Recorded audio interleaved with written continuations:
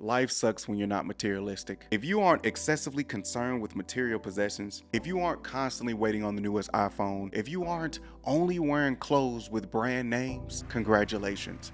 You are part of the minority. Being different sucks, so I try my best to be like most people and care about the car I drive or the clothes I wear. Fashion is overanalyzed and overrated. But no matter how hard I tried to care about the man-made expensive things, I always went back to hoodies and sweatpants. And when you're young and you're a part of a middle class or low class family that can't really afford nice things, you either grow up and chase those things you couldn't buy, or you learn to live without it. Hit the like button. We have to be honest, we often measure someone's level of success based off their prized possessions, their jewelry selection, how big their house is, how many houses they own. Where do you live?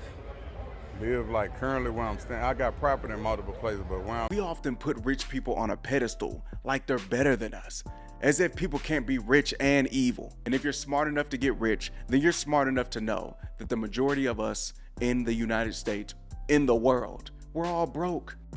I'm broke. And the self-awareness of that leverage alone can cause certain people to take advantage of the less fortunate. And what's pocket change to them, like $10,000, $15,000, that's life-changing money to us. And the crazy thing is, they don't even have to use money to control and manipulate people. They can just promise opportunities.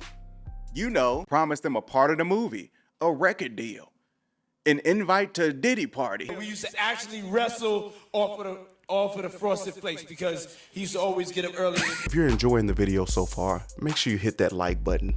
It helps me out a lot.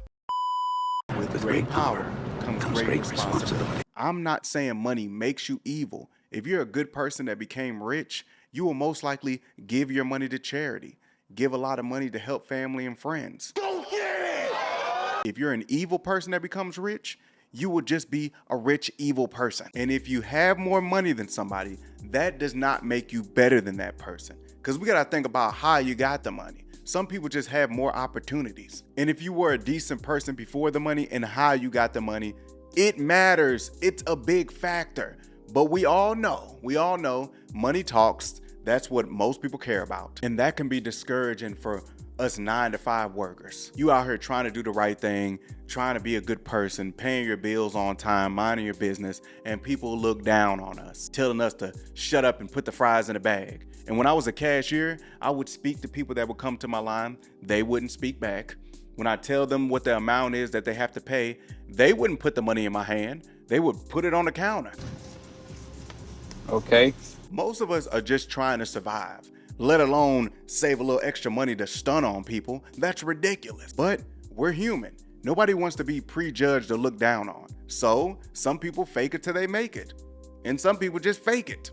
They put a lot of time and effort into making it look like they got a lot of money. They make sure they got the newest iPhone. They make sure all their clothes is name brand. I'm not judging these people, okay? I get it. I actually commend them for being able to keep up this facade.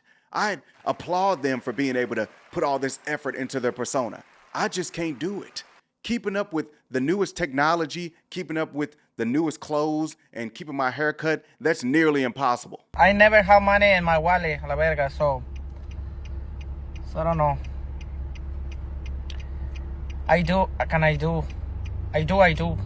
la verga. We all know life has its ups and downs, and when I'm at a low point, I immediately put all the unnecessary things to the side so I can survive. All I care about is mortgage, electricity bill, food, and gas to get to and from work. Not necessarily in that order, but y'all get it. The biggest issue is most people think and they assume that if you're not getting money, then you're not elevating as a person. I was one of those people that thought that. I didn't care about wisdom and knowledge or growing as a person. I wanted things, and those things was acknowledgement for me, to myself. Those materialistic things were proof of progression. But what happens when you lose all those things? What happens when you lose the home, the car, the clothes?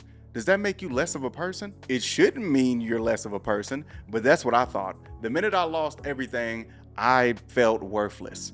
I didn't feel like I should enjoy myself or anything until I got back on my feet and got shelter, a little bit of clothes. I felt like I didn't deserve any type of fun, any type of enjoyment until I got back on my feet, which is true to a certain extent because you need shelter, water, and food to survive. So naturally, those things should be your main priority. And during the journey of me getting back on my feet, I decided to focus more on growing as a person. And I didn't need to go back and buy those things that I lost. I shouldn't be giving that much power into things or items, materialism. And I noticed every time I would buy something, I would feel a temporary pleasure. I'd be happy that I bought it. But then after I bought that, a couple days later, now I'm on to the next thing that I think I need. I slowly stopped caring about materialistic things. I stopped putting all love into these little bitty items that don't really matter. And I started focusing on loving myself. I learned that being able to buy the things I want is not an accomplishment. And the minute I stopped being flashy, started focusing on my own style with no brands,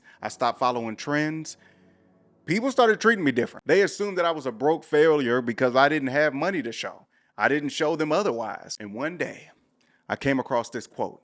It said, "Wealthy is quiet, rich is loud, and poor is flashy." I really wanted to know, is this true? And if it is true, why is the person with the most money not talking about how much money they have? Maybe because wealthy people focus on spending habits and probably have an accountant. Deep down, they may know when you show people that you have money, they're most likely not going to be proud of you. They're just going to ask you for the money. I need that money. And when you're flashy, you become a target. But last but not least, the wealthy people are probably not trying to prove to people that they have money. Now, don't get me wrong. I know there's materialistic people out there that just love nice things. When they buy stuff, it's not necessarily to show other people. But there have to be some self-awareness. You have to know there's pros and cons to everything. If you have nice things and you show that you have a lot of money, yes, you'll be treated nicely. People will put you on a pedestal. They'll be like, oh, he's very successful. Look at him. But then there's a dark side, a very dark side. Like I said before, with the wealthy people, you will become a target. People will just see you as money and only want money from you. They probably won't even see you as a person. People might want to rob you. I've weighed out the pros and cons and I've decided that being low key is the best for me. I don't know about you, but it's the best for me. I'd rather try to work on who I am as a person and grow as a person. Can't nobody take that away from me. If you got a lot of money, people can rob you. They can take everything from you and then you're left with nothing. You can't take my mental strength away from me and what I've did as a person and grown as a person. Yes, it's nice to have nice things, but they're just things.